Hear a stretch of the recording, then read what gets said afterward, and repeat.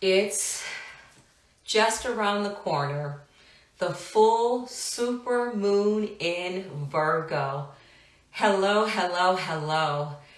It is a happy Friday to everybody and happy birthday to the Pisces that are upcoming. Pisces is my rising sign, and I'm really looking forward to talking about this. Wanted to jump in here on Friday because this full moon comes in the wee hours of Tuesday morning, so basically Monday night. So to make sure you have all the information and understanding for a powerful full supermoon in Virgo. So let's get started. So March 7th at 4:39 a.m. Pacific Standard Time, this full moon will come in. So whenever Pisces and Virgo come together, whenever it's the full moon in Virgo, it's always in the sign of Pisces.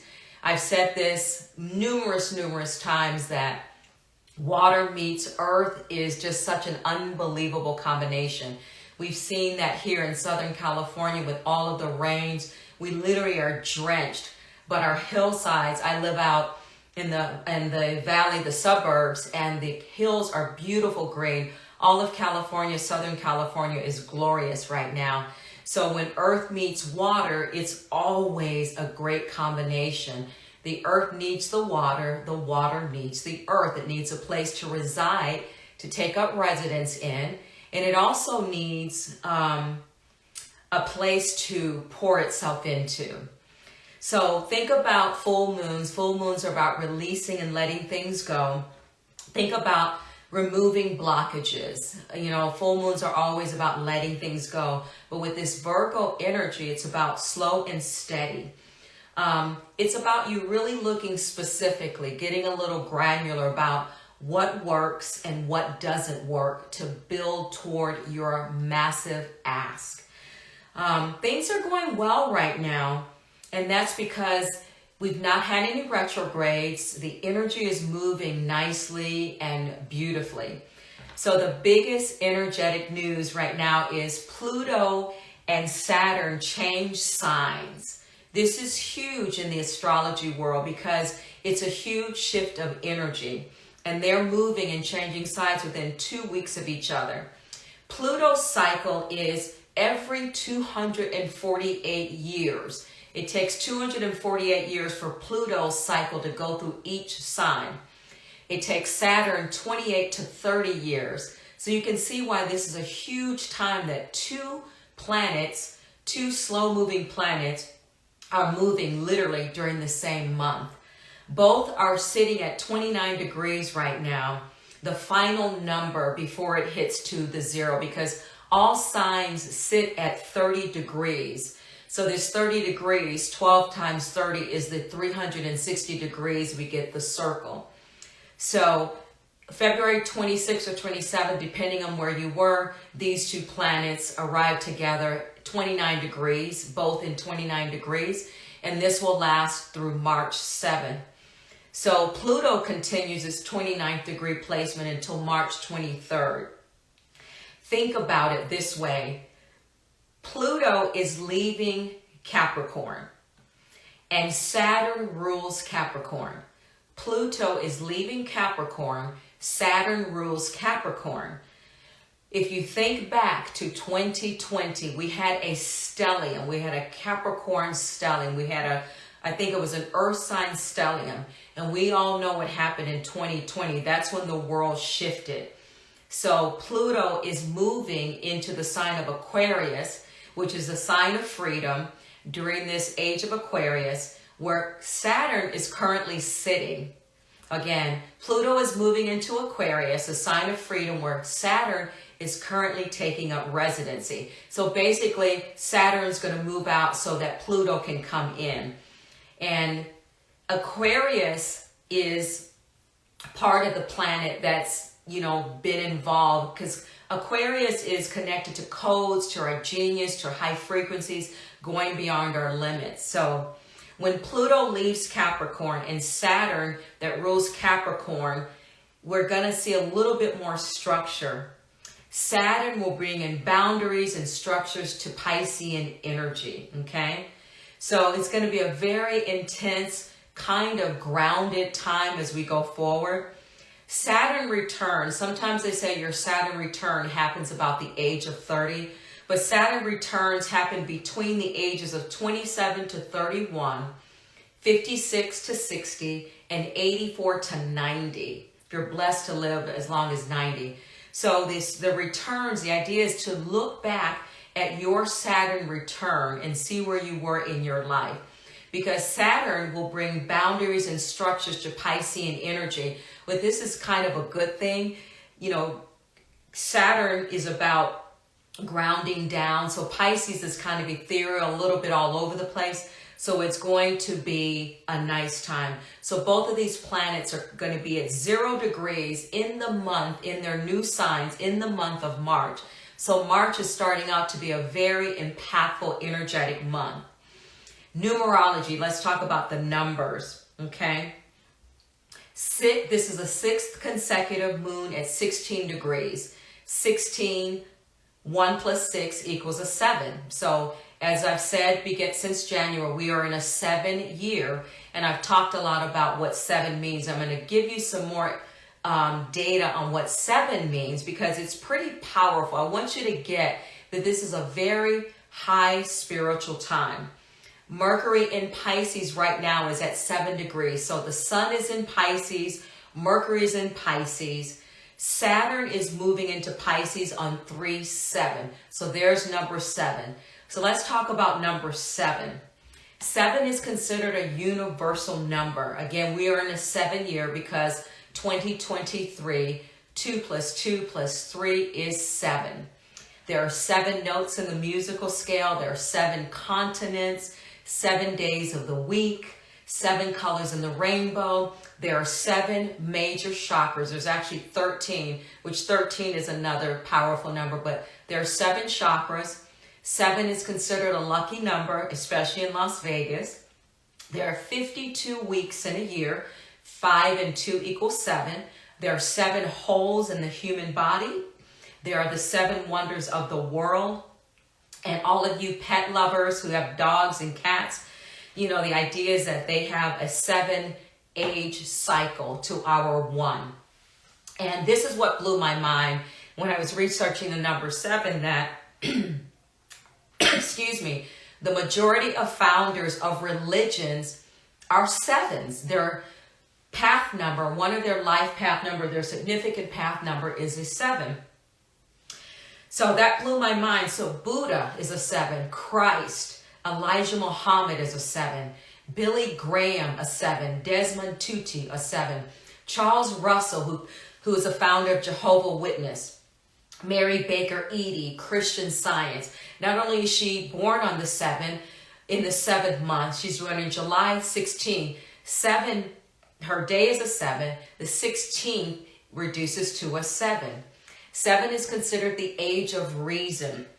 Think back to when you were 14 years old, when you were in the age of puberty. Think back to when you finally turned 21 and you became legal. And 49 is considered an important number too. 49 is a powerful number in numerology. So again, if you're over 49, if you're in your 50s or older, think back to when you turned 49 and how you felt and what was happening in your life, because it signifies new beginnings, inner strength, and growth. This number also signifies spiritual awakening and enlightenment. Pluto and Saturn are both right now sitting at 29 degrees. So this 29 degrees is a double 11. We don't necessarily reduce 11 down to 2. 11 is a very powerful number. So from a numeric standpoint, 7 is such a powerful time. 7 and 29. These are the numbers that are going to radiate for us as we go throughout the year. The main messages. Virgo's mantra is, I analyze. For all my Virgos out there who are analytical, I love and appreciate you so much, because things stay on track, things stay in order because of Virgos in this world. Virgo's key word, though, is dedication, because Virgo is an earth sign. Of all the earth signs, Virgo, I like that. Virgo is the mother nurturing energy. So the key word for Virgo is dedication. Virgo's power center is practicality. Virgos don't necessarily jump into things unless they kind of look into it, analyze it first before they leap. Virgos are diligent, scientific, methodical, diminutive, fact finders, and they demand perfection, but at least they pursue it. Virgos are always in the pursuit of perfection. So if you have Virgos in your life, you're around Virgos, they will instill this quality in you as well.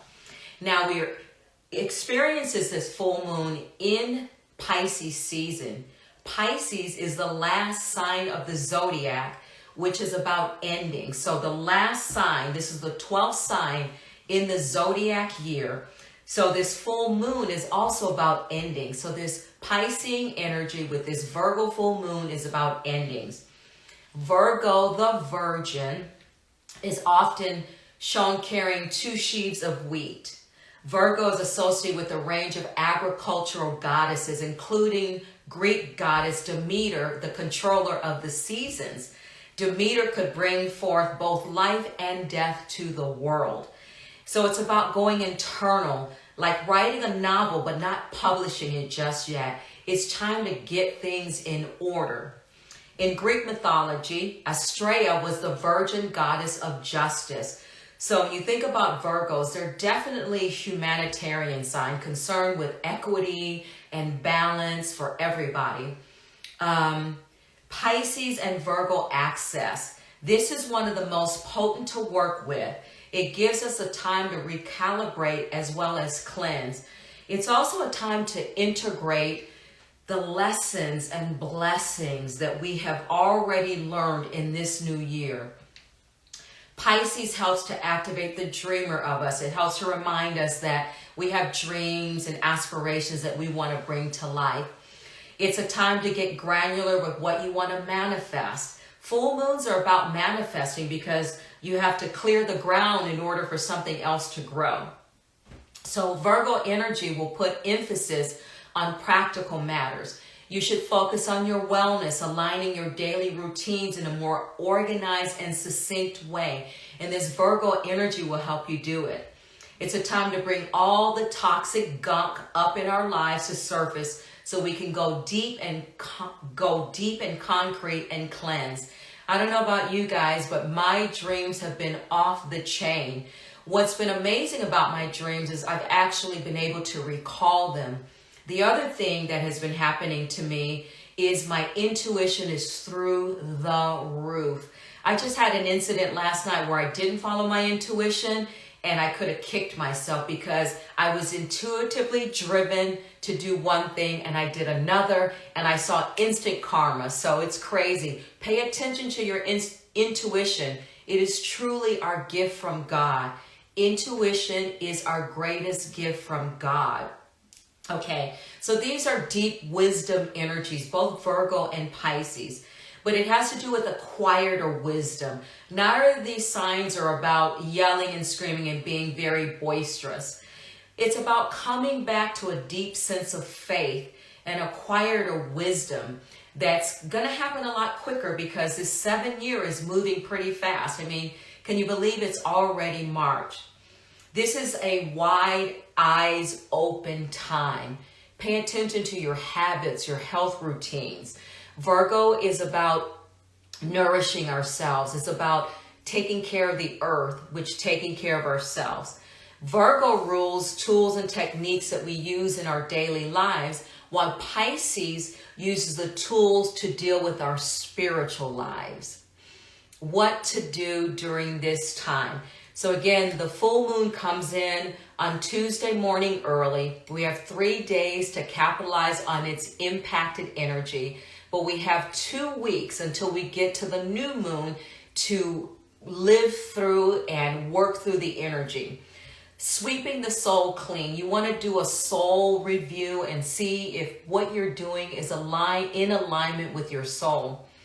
Focus on the function and data-driven pieces of your life, your calendars, your computer. Get organized, get yourself sorted out. Use this time during this Virgo full moon to sort out, to create a tracking program, etc.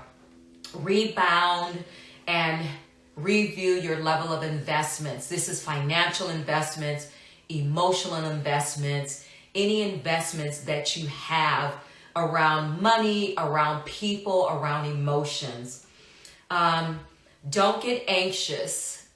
This is a time not to get anxious. This is a time to step higher into faith because you are exactly where you need to be. Sage your home. Sage your home. I have my bloodstone sage. It's important for us to sage on a regular basis, and I just got reminded of that. We have to keep our energies clear more now than ever as things are getting a little crazy, a little toxic. But find yourself doing sage. One of my favorite ways to cleanse is my selenite bar. Hold it against my skin, wave it around, but cleanse a lot during this time. Cleanse your crystals.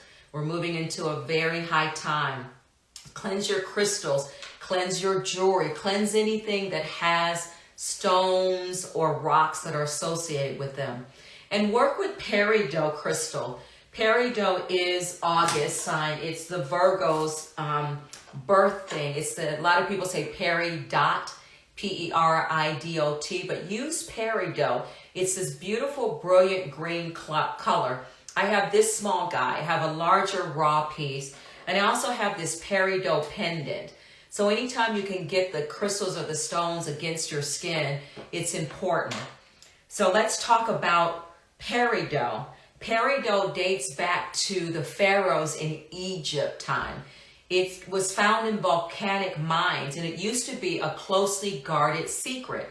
Peridot brings harmony, good health, restful sleep, compassion, peacefulness, renewal of all things, helps attract abundance, family harmony. It's good luck because it's green.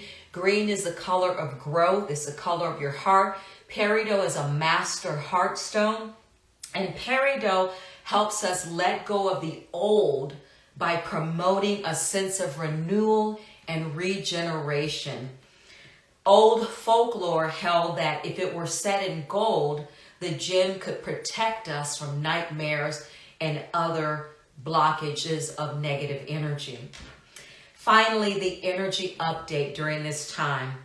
So 2/18 to 3/19, we will be in Pisces season. So until the 19th of March, we'll be living in this watery, dreaming, ethereal, spiritual energy. 3/1 through 3/31, it's Women's History Month. I've seen signs throughout stores all over town already celebrating Women's History Month. 3/7 on Tuesday, the new moon will move into Pisces. So we'll have the full moon in Virgo, my bad. The full moon in Pisces will come in on the 7th. The 7th also is when Saturn moves into Pisces. On 3/20, we will have the spring equinox. We will have the spring equinox.